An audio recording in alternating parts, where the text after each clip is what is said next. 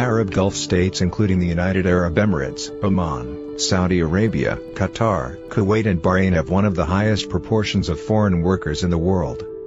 An estimated number of 23 million migrant workers, most of them coming from Africa and Asia, are hosted in those countries. In the past decades they have experienced an increasing influx of migrant workers, who have contributed significantly to the country's economies and development plans. Given the upcoming 2022 FIFA World Cup in Qatar, the need for workforces in the construction sector has been exceptionally high in recent years. By now, foreign workers in Qatar make up almost 80% of the population. From the moment that Qatar was designated as host nation for the World Cup, it has been surrounded with controversies. The bidding process was unfair, with officials receiving money in return for their vote. Moreover, the Qatarian heat makes it necessary for the tournament to take place in the winter, disrupting the schedule of national football competitions. However, the main criticism is directed at the circumstances that the foreign workers are forced to work and live in. The neglect of human rights of the workers in Qatar was exposed by Human Rights Watch and Amnesty International. The position of the workers can be explained by the Kafala system that is common in Qatar.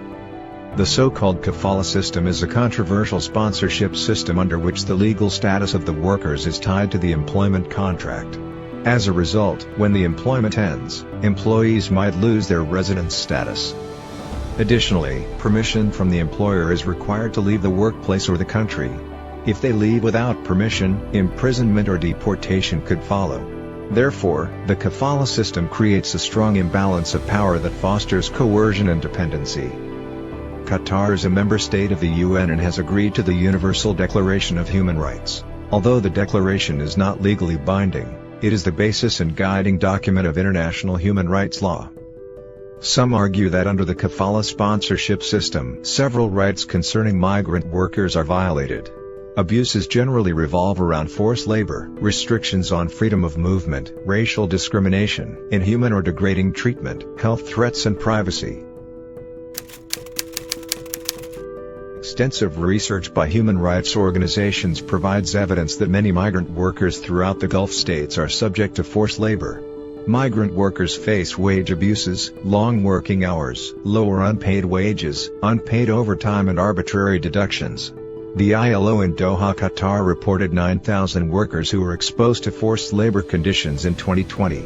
Migrant workers have no option of leaving the workplace without fearing punishment or losing their legal status.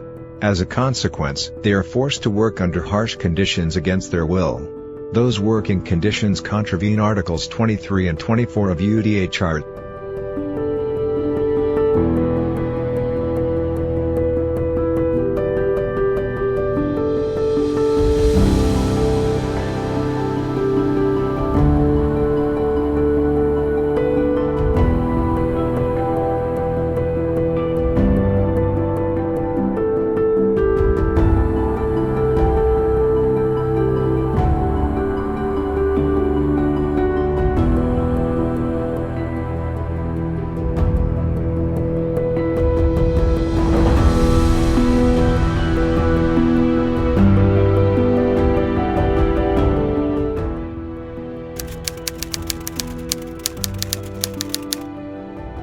It is also not uncommon for migrant workers to have their passports confiscated upon their arrival. Many female workers report having been lured into the Middle East under fraudulent conditions. They are deceived about the conditions of their work and sign contracts in their native languages, which differ from the Arabic versions.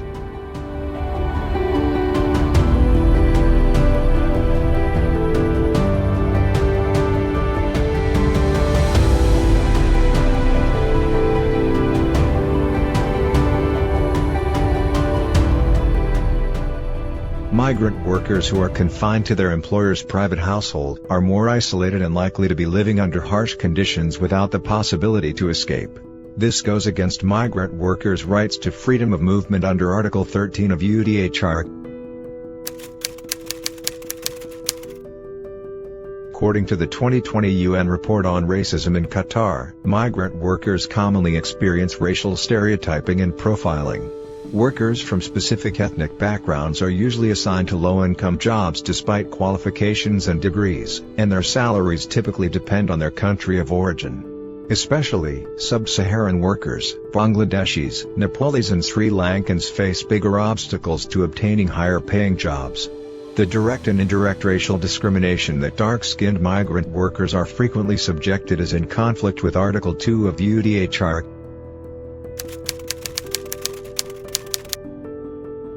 The lack of legal protection combined with the isolation that migrant workers face at their workplace makes them more susceptible to exploitation. Numerous reports reveal that verbal abuse and aggressively delivered orders are commonplace, and hundreds of cases of physical and psychological abuse have been documented. Inhuman and degrading treatment of this kind contravenes Article 5 of UDHR. According to Amnesty International, abusive employers usually face no consequences. Migrant workers' right to health guaranteed under Article 25 of UDHR is also currently under threat. In times of a pandemic, living conditions in overcrowded labor camp dormitories with a lack of medical care and appropriate food put workers at heightened health risks. Although migrant workers were offered free testing and health care, they were nevertheless exposed to the infection due to the unsanitary living conditions. A common concern is also the lack of privacy. Migrant workers typically have no room of their own, which makes them feel unsafe and exposed. This type of abuse has a devastating impact on migrant workers' mental health and in some cases can even lead to suicide. The privacy-related abuses under the Kafala system go against the right to privacy under Article 12 of UDHR.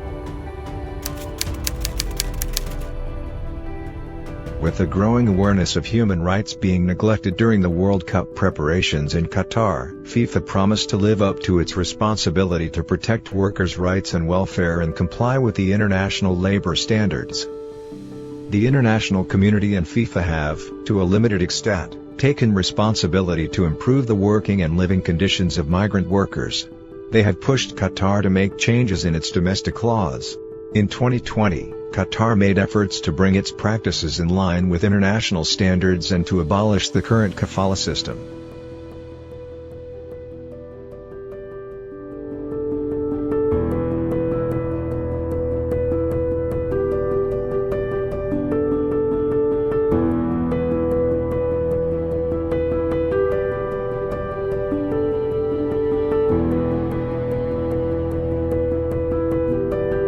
This gives hope for future World Championships, not only for future FIFA World Cups, but also for other mega events like the Olympics, which are often fraught with similar human rights controversies. Countries will be encouraged to reconsider their standards under the observation of international norms. FIFA has not done enough to address this situation from the very beginning. It should have known, even before it awarded the World Cup to Qatar, that this is an environment where labour abuse is endemic. In its bidding process, it made no mention of human rights, let alone labour rights. Until today, human rights abuses against migrant workers in the Middle East constitute a sad reality. Not all migrant workers are mistreated, but the extensive evidence presented by the UN and other human rights organizations so far suggests that many of them are. Despite expressed efforts, migrant workers continue to be left vulnerable to systematic abuse. For instance, none of the employers or abusers of migrant workers that Amnesty International has spoken to in the past years have been held accountable for their actions, and most of the abuses are not being investigated. The international community should keep an eye on Qatar, even more so after 2022.